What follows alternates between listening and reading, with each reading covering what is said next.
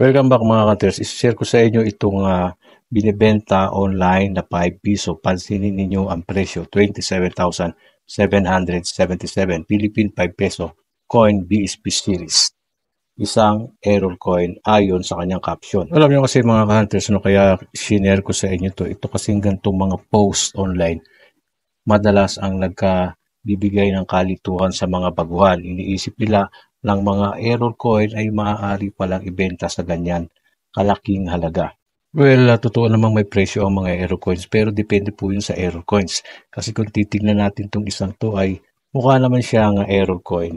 Kaya lang ay sa tingin ko hindi po aabot sa ganyan kalaki ang value nito. No? Kung mo sasabihin nila na coin ko yan, karapatang kong presyohan yan. No? Pero ang tanong, makatotohanan ba or mabibili ba sa ganyang kalaking halaga ang error coin na common? Siyempre ang sagot ay hindi. Wala pong bibili sa isang common coin error sa ganyang kalaking halaga. No? Kasi ang meron pong mga presyo na error coin, halimbawa ay multi-struct error. Isa yan sa mga error na posibleng mabili sa malaking halaga. Pero kung hindi naman graded, hindi pa rin aabot sa 27 mil.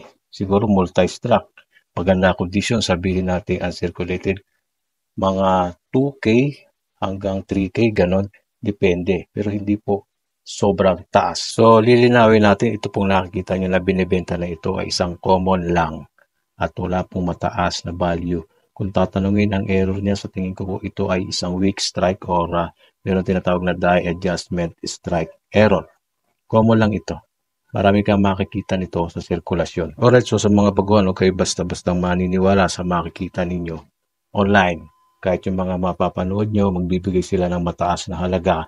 Ayun po ay for entertainment purpose only. Meron po mga legit collector at meron po talaga mga legit error na merong halaga. Pero alamin nyo po muna. Kung gusto po natin talaga makabenta, hanapin natin yung mga hard to find gears. Mabilis yan, no? Katulad sa piso, 2005. Sa 10 piso, 2007, saka 2009. Sa 5 piso, 2006. At pagdating naman sa mga old coins, yung pong mabibili ay yung mga silver coins tulad po ng mga USPI 1903 to 1912 at mga silver commemorative coins. Hindi po yung tulad nitong binibentang ito. Mali po ito, no? Misleading po ito. So hanggang dito na lang, pakishare ng ating video, mag-comment. Maraming salamat mga hunters. Tuloy-tuloy lang sa paghahunt hanggang kayo po ay sa talagang matuto. God bless.